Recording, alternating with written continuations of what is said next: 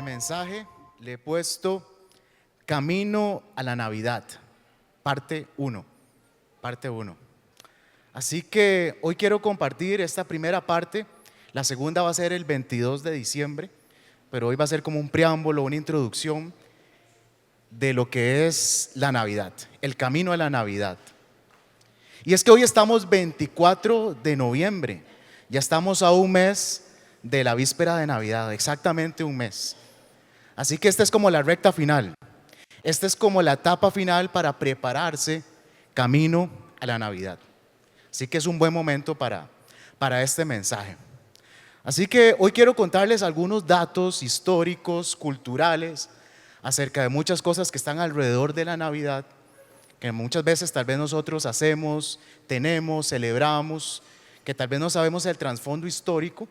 Entonces les voy a contar un poco de eso. Y luego que comparemos todo eso, que tal vez ha moldeado nuestra forma de pensar, de actuar, de celebrar la Navidad, y que lo comparemos con cómo fue el camino a la primera Navidad. Y que podamos reflexionar si realmente la forma en que nos estamos preparando hoy día para esa fecha tan especial es más parecido a lo que el mundo nos ha dicho o a lo que la Biblia nos ha contado. ¿Ok? Muy bien. Entonces, voy a contarles algunas cosas. A ver acá. Creo que ahora sí. Muy bien. Antiguamente había un concepto que se llamaba, bueno, todavía se utiliza, que es el de Adviento.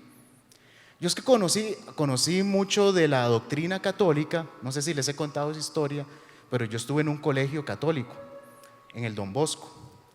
Y entonces en esos tiempos que yo estaba, el sacerdote era italiano, casi descendiente de Don Bosco, y entonces era como muy rigorista todo.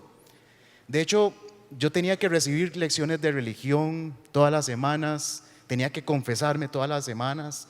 A mí me gustaba el fútbol, es que ustedes no me han visto. Bueno, entonces cuando yo quería jugar fútbol, obligatoriamente tenía que ir a catecismo, si no, no podía jugar.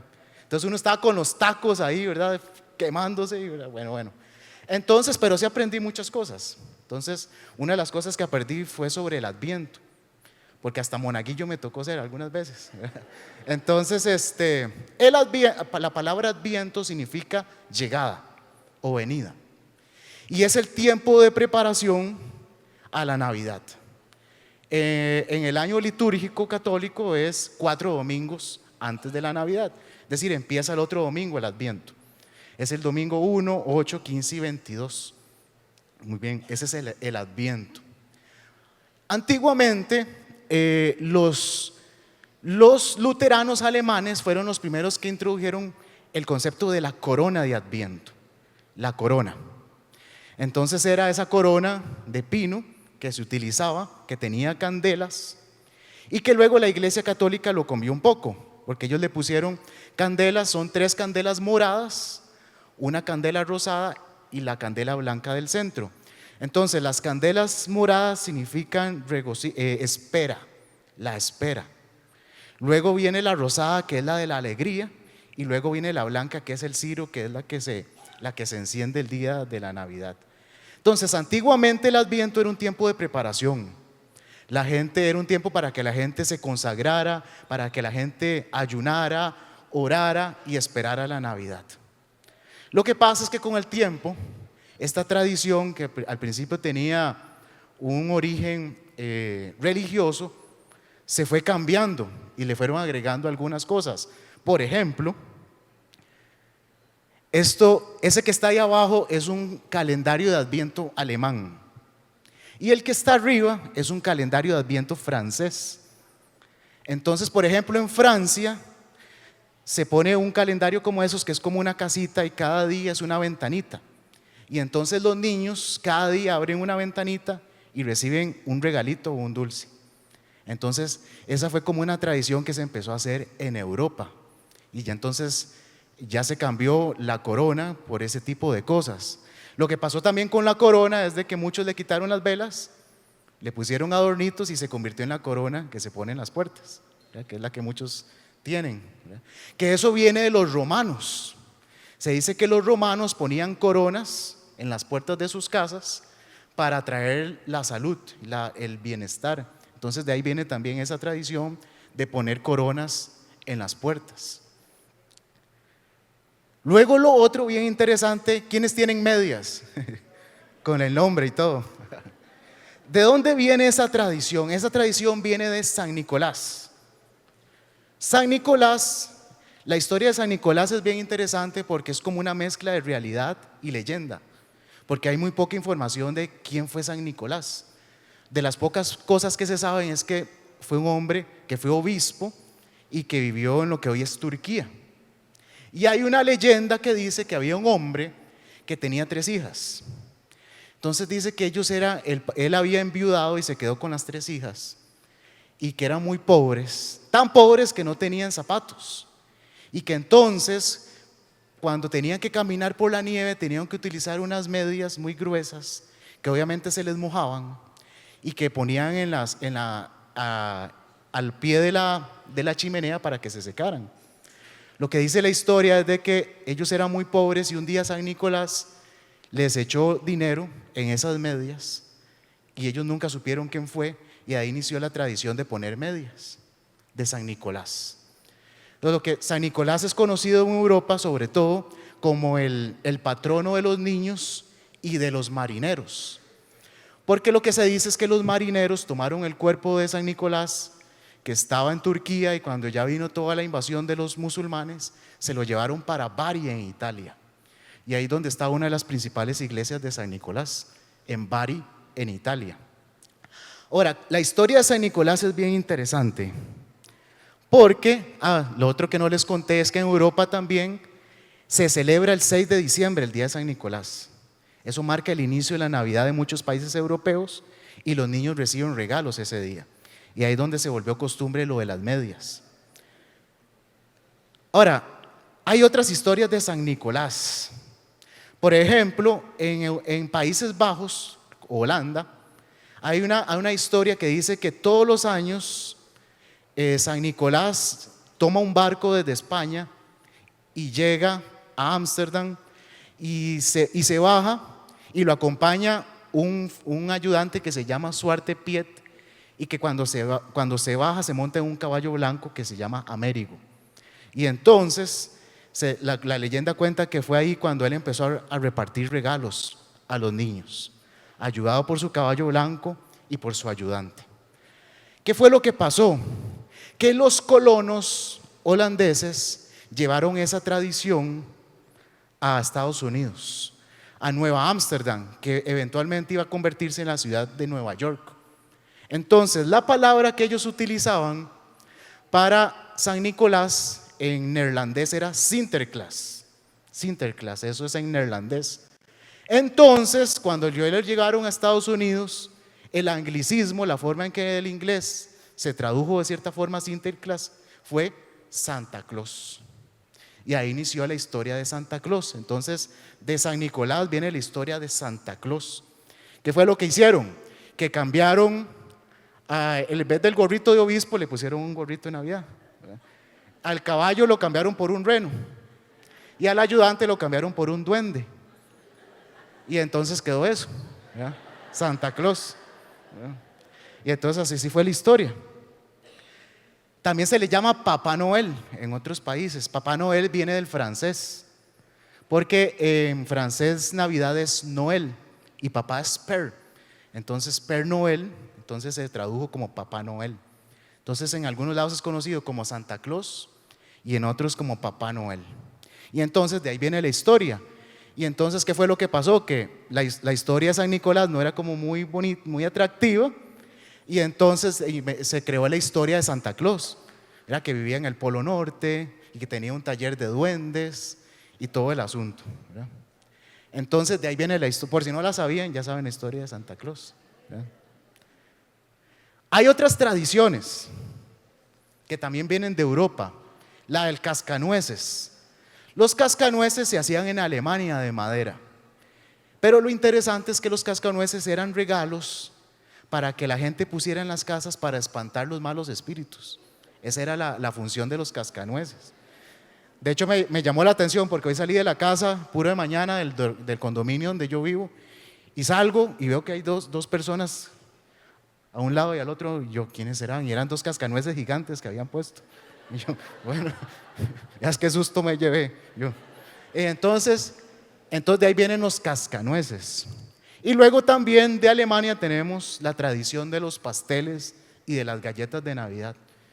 Que si no han probado las galletas alemanas, uy, vieras qué rico. Entonces de ahí viene todo eso. Y la del jengibre y todo eso, ¿no? Los dos países que se pelean el origen del árbol de Navidad son Letonia y Estonia. Se pelean, todavía se pelean hasta hoy día. Porque los estonios dicen que ellos fueron los que inventaron el árbol de Navidad y en Letonia dicen que fueron ellos. Entonces todavía no se han puesto de acuerdo. Pero eso se creen que fueron los países que primero introdujeron el árbol. Obviamente ya después se le empezaron a meter más ornamentos, que esto y que lo otro.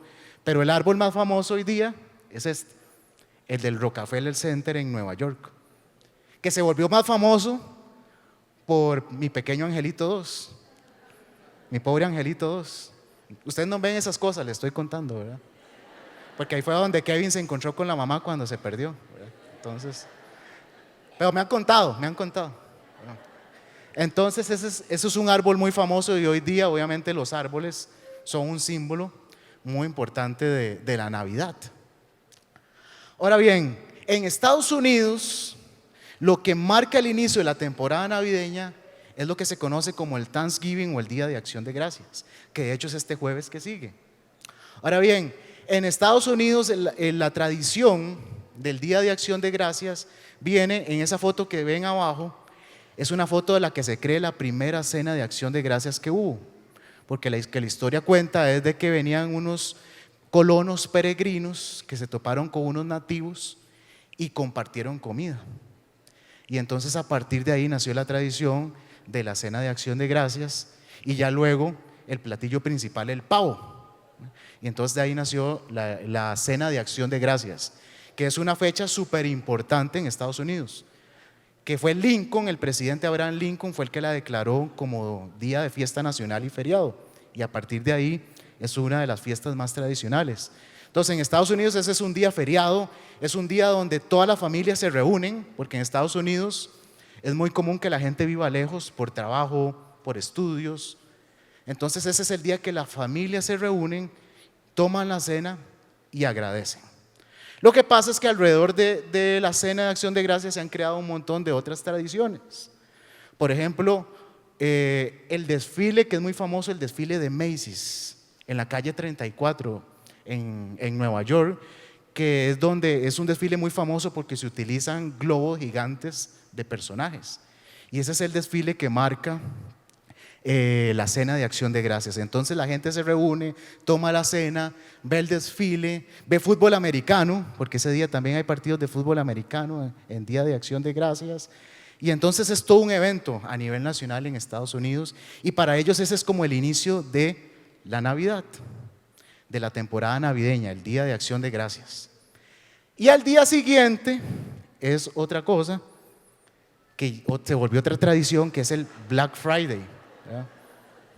Se dice que el origen del Black Friday fue porque recordemos que las familias se reunían los jueves, este es el último jueves de noviembre, eso es como quedó establecido, y dicen que un día en Filadelfia había tanta gente, la gente se amontonó porque era el día después de Acción de Gracias, la gente andaba comprando cosas.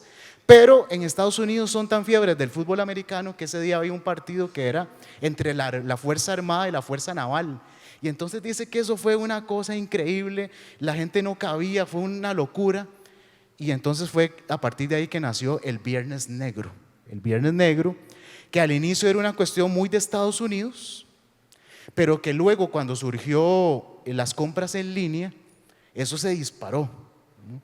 Se disparó al punto que luego ya fue exportado y ahora en Costa Rica tenemos de todos los colores, o sea, no solamente negro, ¿verdad? Hay de todo. Pero entonces es algo que también heredamos de cierta forma de todo esto, lo del Viernes Negro. Ok. Ahora, hasta aquí no les he hablado nada de Jesús, ni de la Biblia. Y a propósito, Porque todo esto que les he contado es la forma en que de cierta manera el mundo nos ha dicho qué es la Navidad, cómo debemos celebrar la Navidad y cómo debemos prepararnos para la Navidad. Que la Navidad es Santa Claus, que la Navidad es esto, que la Navidad es esta otra cosa. Y el mundo de cierta forma nos ha moldeado de que así debe ser. Y no estoy diciendo que sea pecado poner un arbolito, una corona, por favor, no la vaya a quitar, por favor. Sino que muchas veces estamos tan bombardeados de tantas cosas que a veces olvidamos lo que es esencial y más importante de la Navidad. Y eso es parte de lo que quiero hablar hoy. Ahora sí voy a hablar de la Biblia. Muy bien. Quiero engancharme, unirme al pasaje, al mensaje que di la vez pasada. Por si alguno no vino, le cuento. En el mensaje de la vez pasada se llamaba ¿Y dónde está la Biblia? Así se llamaba. Y lo que les contaba es de que el pueblo de Israel tuvo diferentes etapas históricas. Tuvo la época de los patriarcas, de Abraham, Isaac y Jacob. Tuvo la época de Moisés, con la salida de Egipto y la estadía en el desierto. Luego vino la época de Josué y de la conquista. Luego vino una etapa muy oscura, que fue la de los jueces. Y ahí hubo una transición con Samuel, porque Samuel era juez y era profeta. Y fue cuando estaba Samuel, cuando el pueblo pidió un rey, porque ellos dijeron: queremos un rey como todos los demás pueblos. Y entonces Samuel ungió al primer rey de Israel, Saúl.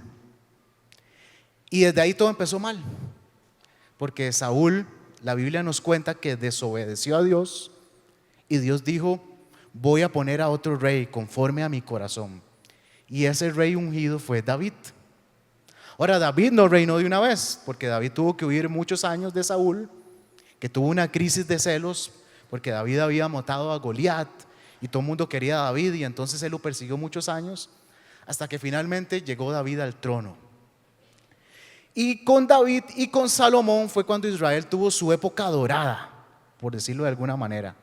Fue la época más importante en la historia de Israel. Con David conquistaron muchos pueblos, muchos territorios, y con con Salomón, su hijo, que fue quien construyó el templo, el palacio, los muros. Y entonces fue una época increíble. Israel era el centro del mundo prácticamente.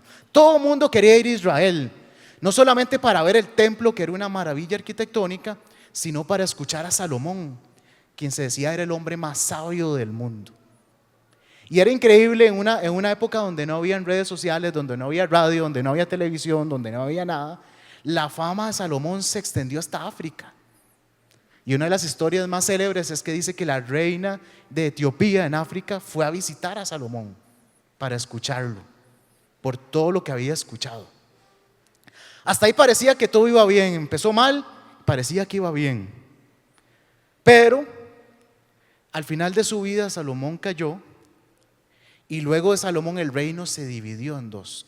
Y a partir de ahí empezó una época de crisis y de inestabilidad a lo largo del periodo de la monarquía, tanto en el norte como en el sur.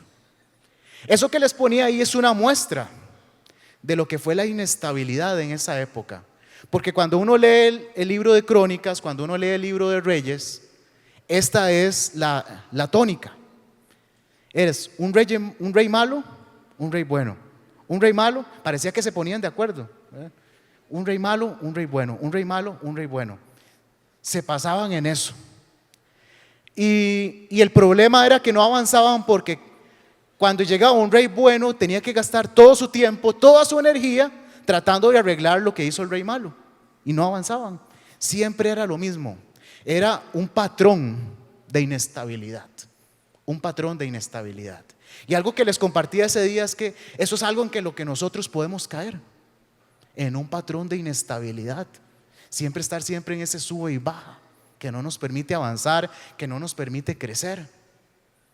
Y creo que es muy relevante, porque si hay una época donde esos patrones se disparan, es esta época. Porque hay muchos que llegan a esta época Y entonces las luces de la Navidad los deslumbran, que el aguinaldo, que el chinamo, que esto y que el otro, y se vuelven locos, pierden el control. Y entonces muchos llegan y hacen desastres en diciembre, llega luego enero y dicen: Señor, perdóname, me arrepiento, voy a cambiar, este año se voy a cambiar.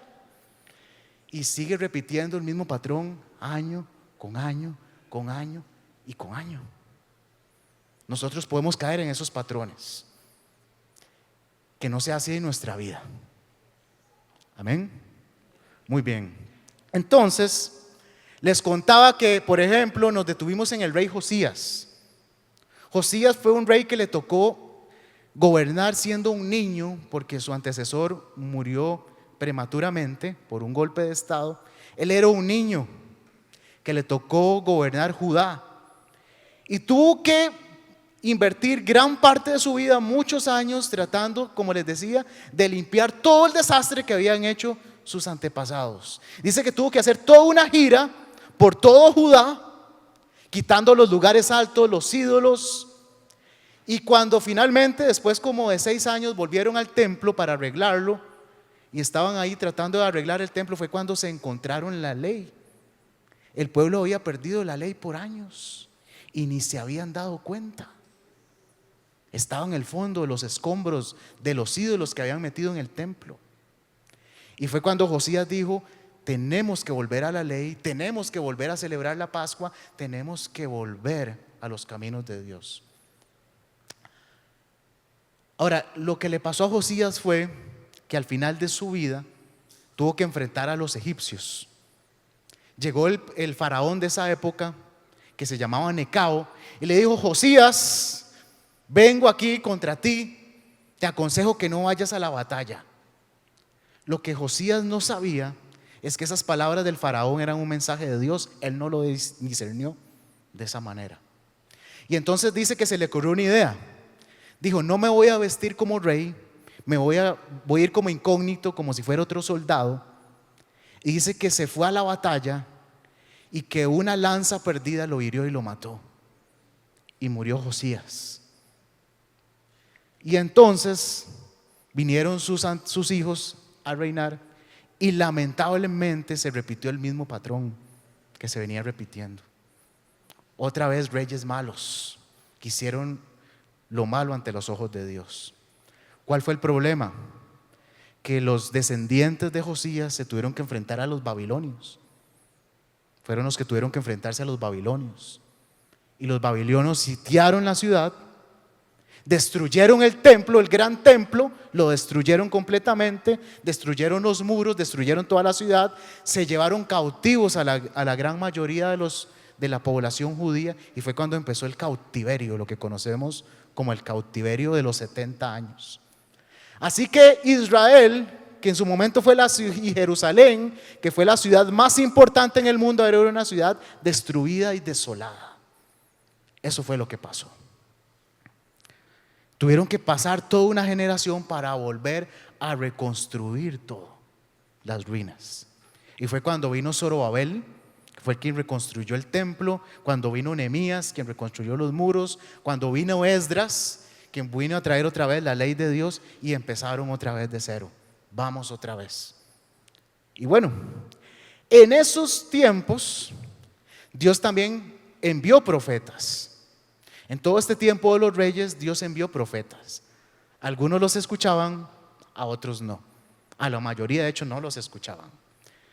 Pero hubo varias profecías en este periodo de la historia que iban a marcar la historia. Voy a compartirles algunas. Dice Isaías, dijo: voz que clama en el desierto, preparad camino a Jehová, enderezad calzada en la soledad a nuestro Dios. Una profecía que había hecho Isaías en esta época y que hablaba de a uno que iba a venir a preparar el camino al Señor. Una profecía. Luego vino esta otra de Miqueas. Miqueas dijo: pero tú, Belén Éfrata, pequeña para estar entre las familias de Judá, De ti me saldrá el que será Señor en Israel, y sus salidas son desde el principio, desde los días de la eternidad. Aquí se estaba anunciando el Mesías y dónde iban a ser. Dice Belén. Y luego vino Malaquías, que dice: acordaos de la ley de Moisés mi siervo, al cual encargué en Horeb ordenanzas y leyes para todo Israel. He aquí, yo os envío el profeta Elías, antes que venga el día de Jehová grande y terrible. Él hará volver el corazón de los padres hacia los hijos, y el corazón de los hijos hacia los padres, no sea que yo venga y hiera la tierra con maldición. Y estas palabras que estoy leyendo fueron el cierre para lo que nosotros son el Antiguo Testamento. Habló Malaquías y fue como que Dios puso pausa. ¿Alguna vez han apretado el botón de pausa? Al principio era en el Betamax, ¿se acuerdan? Si apretaron en la pausa en el Betamax porque tienen sus añitos, ¿verdad? Luego fue el VH, ¿no? Luego el DVD, luego el Blu-ray, y ahora es en el cell phone, ¿no? ¿Dónde está mi cell phone? Bueno, entonces fue como que Dios puso pausa y no se volvió a escuchar la voz profética de Dios por más de 400 años. Ahora bien, en esos años no fue que no pasó nada, pasaron de hecho muchas cosas. Por ejemplo, vino el imperio griego de Alejandro Magno. Los griegos, que tuvieron una influencia cultural muy grande, y de hecho todavía la sentimos nosotros. Los griegos siguen teniendo una gran influencia en la filosofía, los griegos siguen teniendo mucha influencia en la literatura, en la arquitectura. Seguimos haciendo Juegos Olímpicos. Ellos tuvieron mucha influencia, al punto que todavía en el siguiente imperio, que fue el romano, todavía el griego seguía siendo el idioma oficial. Y en el imperio romano, Jerusalén era apenas una pequeña ciudad de una de las tantas provincias que tenía el imperio romano. Así que cuando está el imperio romano, los romanos están ahí, han invadido muchos territorios, los romanos están en Jerusalén, los romanos están explotando con impuestos al pueblo y la gente tiene expectativa. Hay una expectativa en el pueblo. La gente está esperando que de nuevo Dios hable. La gente está esperando que venga el Mesías, porque como el Mesías era descendiente de David, así había sido profetizado, la gente esperaba que el Mesías llegara como un guerrero y quitara a los romanos. Había mucha expectativa. La gente estaba expectante, esperando algo de Dios. Ahora, como que Dios dijo: ahora sí, ya voy a quitar el botón de pausa, play otra vez. Y Dios volvió a hablar. Se reactivó la historia. Y entonces, ¿cómo fue que Dios reactivó la historia? Dice: hubo en los días de Herodes, rey de Judea, un sacerdote llamado Zacarías, de la clase de Abías. Su mujer era de las hijas de Aarón y se llamaba Elizabeth. Ambos eran justos delante de Dios y andaban irreprensibles en todos los mandamientos y ordenanzas del Señor, pero no tenían hijo, porque Elizabeth era estéril y ambos eran ya de edad avanzada. Y dice: aconteció que ejerciendo Zacarías el sacerdocio delante de Dios, según el orden de su clase, conforme a la costumbre del sacerdocio, le tocó en suerte ofrecer el incienso entrando en el santuario. Y dice: y toda la multitud del pueblo estaba afuera orando a la hora del incienso. Había incienso, había oración. Ese era parte del ambiente en el camino a la primera Navidad. Había expectativa, había oración, había incienso. Y digo esto porque muchos en esta época, como les decía, nosotros ahora somos el templo de Dios. Donde Dios decidió habitar, somos nosotros. pero también nosotros somos los sacerdotes de ese templo. ¿Qué es lo que pasa? Que muchos, así como muchos negocios en Navidad ponen, ¿verdad?, un letrero cerrado por Navidad, hay algunos que ponen ese letrero en su templo, pareciera, clausurado por Navidad, vacaciones espirituales, y se van a hacer locos, y después vuelven en enero y pretenden reabrir el templo como si nada, pero así no funciona. No nos podemos dar vacaciones espirituales ni morales, eso no existe. Siempre debe haber incienso en tu templo. La pregunta es, en esta Navidad, ¿habrá incienso en tu vida y en tu familia? ¿O tendrás el templo clausurado? Espero que haya incienso, espero que haya oración y espero que haya expectativa en este camino a la Navidad, en tu vida y en tu familia. Entonces, qué lindo, porque la gente estaba orando, la gente estaba expectante, quería escuchar la voz de Dios que no había hablado por más de 400 años. Por fin Dios ha hablado, porque cuando Zacarías estaba ahí ofreciendo incienso en el lugar santo, dice que se le apareció el ángel Gabriel. Y de pronto la voz de Dios que no se había escuchado por cientos de años, Dios le habla a este hombre, a Zacarías. Le dice que va a tener un hijo. Y le dice, e irá delante de él con el espíritu y el poder de Elías, para hacer volver los corazones de los padres a los hijos y de los rebeldes a la prudencia de los justos, para preparar al Señor un pueblo bien dispuesto. Preparación. La pregunta es, ¿para qué te estás preparando esta Navidad? ¿Para una cena? ¿Para un evento? ¿Para regalos? ¿O estás preparando tu corazón y el de tu familia para recordar a Jesús? ¿Para qué te estás preparando? Porque preparativos sobran en esta época. La gente anda como loca, ya esta es la época en que uno ya no puede salir a la calle, porque todo el mundo anda en la calle, todo está lleno, los carros, es una locura. Todo el mundo haciendo preparativos, pero la pregunta es, ¿nos estamos preparando para aquello que es esencial y más importante en este tiempo? ¿O simplemente para cosas que no tienen nada que ver? Y no es que usted no tenga que prepararse para lo demás, pero lo más importante es preparar nuestro corazón. Eso debería ser lo más importante. Y eso es lo que muchas veces dejamos de lado en esta época. Hay que preparar el corazón. Preparar el corazón. Así que Dios habló, pero Zacarías le pareció una locura lo que el ángel le dijo, porque él era ya anciano, su esposa era estéril. Y entonces el ángel Gabriel le dijo, aunque no me has creído, Dios va a cumplir esa palabra en su tiempo, pero por no haber creído vas a quedar mudo. Y entonces quedó mudo. Y entonces imagínese el colerón, 400 años esperando que Dios hable, y al que Dios le hable está mudo. Y entonces la gente le decía, ¿qué te dijo Dios? Colerón, bueno, se tuvieron que esperar 9 meses, salado.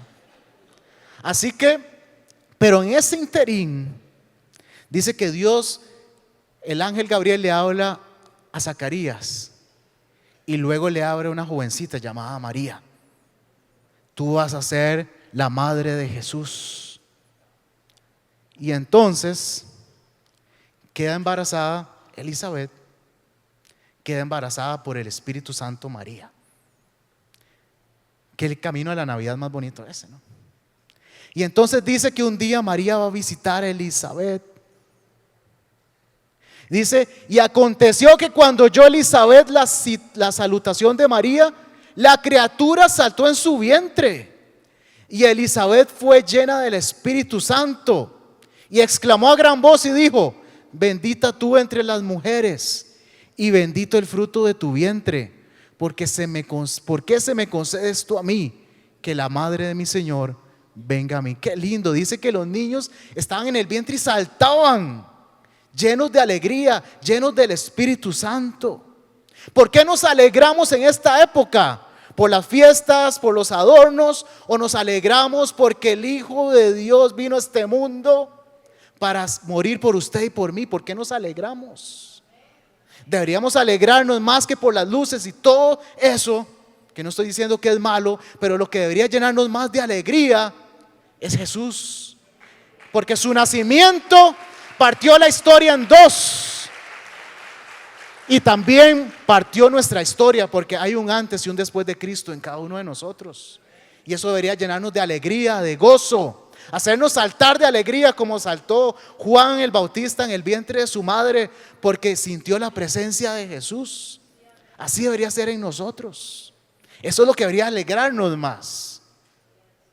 Eso es lo que debería alegrarnos más. Y no ser llenos del espíritu navideño, ¿verdad? Deberíamos más bien ser llenos del Espíritu Santo. Amén.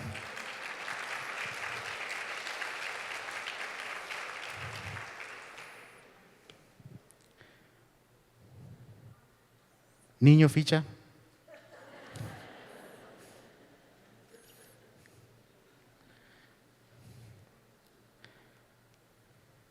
Y dice, y dio a luz a su hijo primogénito y lo envolvió en pañales y lo acostó en un pesebre porque no había lugar para ellos en el mesón.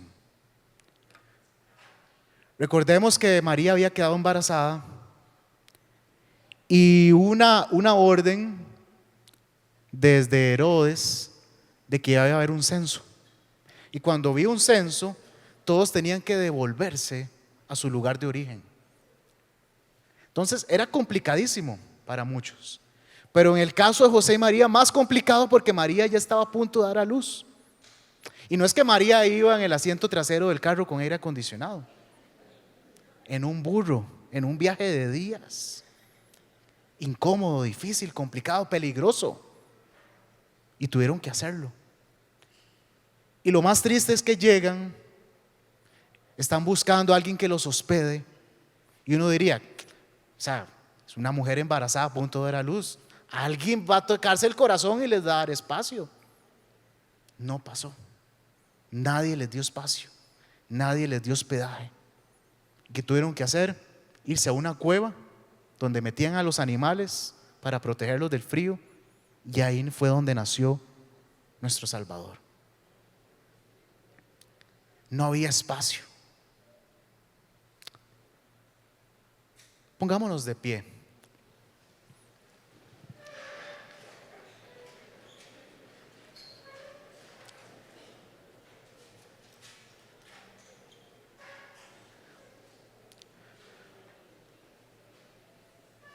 Dice este pasaje: he aquí yo estoy a la puerta y llamo.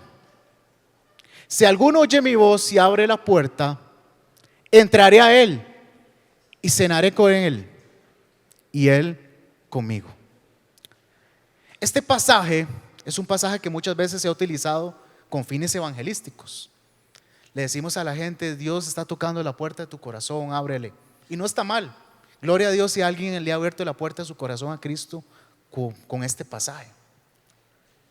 Pero la realidad contextual de este pasaje, este no fue un pasaje escrito para no creyentes. Fue un pasaje escrito para creyentes. Fue un pasaje escrito específicamente para una iglesia, la iglesia de la Odisea, que era una iglesia que se creía que lo tenía todo, que se creía rica, que tenía todo. Y dice que Dios les toca la puerta. Ahora póngase a pensar, llega Navidad, en su casa están celebrando, cenando. ¿Tiene lógica que usted llegue a su casa y diga: ¿puedo entrar a mi casa? Me dejaron afuera, déjenme entrar? Y todos están tan distraídos, tan felices adentro, que ni lo escuchan, ni se dan cuenta, ni se acordaron que usted no estaba. Esa es la realidad de este pasaje. Podemos estar tan distraídos, tan felices, que dejamos a Jesús por fuera.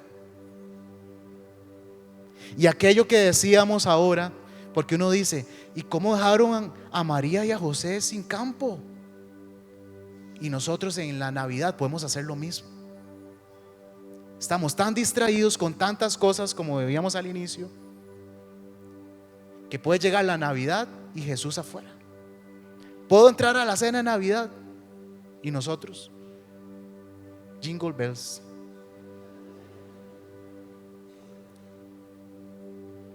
Que no nos pase. Jesús no es un invitado, la casa es de Él. Y Él debería ser lo más importante. Él debería ser lo central, lo esencial. Pero muchas veces pasa la Navidad y de lo que menos hablamos o ni hablamos es de Jesús. Porque nos han moldeado de que la Navidad son otras cosas. Y muchos niños han crecido con eso. Muchos niños no asocian Jesús con Navidad. Jesús, bueno, tal vez el niñito, tal vez, porque es el que les trae los regalos, que es lo que se ha enseñado. Pero que en tu vida y en tu familia esta Navidad no dejes por fuera a Jesús. Que Jesús no tenga que tocar la puerta para que pueda entrar. Que Él ya esté desde dentro antes. Porque la Navidad se trata de Jesús, de recordar a aquel que era Dios, que estaba sentado en su trono y que por amor a nosotros decidió despojarse de toda su gloria, de su majestad, venir y nacer de la forma más humilde y sencilla por amor a usted y a mí. Eso es lo que recordamos, eso es lo que celebramos y eso es lo que agradecemos. Que Dios vino a este mundo para salvarnos. Amén. Gloria a Dios.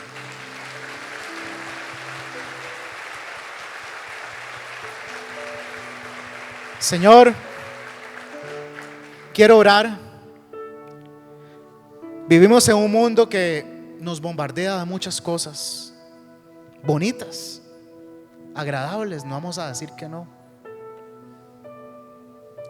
pero que muchas veces nos distraen, que muchas veces nos desenfocan, que muchas veces nos hacen perder la perspectiva. Que lo más importante en esta Navidad seas tú, Jesús, y que en este camino a la Navidad, en este mes que falta, preparemos nuestro corazón, preparemos nuestra familia, nos llenemos de alegría, de gozo, de agradecimiento por lo que tú has hecho, por lo que tú haces y por lo que tú harás. Que no nos dejemos llevar por la emoción, por los impulsos que nos hacen malgastar el dinero, que nos hacen malgastar el tiempo, que nos desenfocan. No nos dejemos amoldar por el mundo actual, sino que, como dijo Pablo, seamos renovados en nuestro entendimiento y que comprobemos la buena voluntad de Dios, buena, agradable y perfecta. Que esta Navidad Jesús esté en casa, que no se quede fuera, que esté en casa con nosotros. Amén. Que Dios les bendiga y que este sea un tiempo de preparación y de bendición para sus vidas y para sus familias. 22 de diciembre, la segunda parte, porque no ha terminado. Amén. Que Dios les bendiga.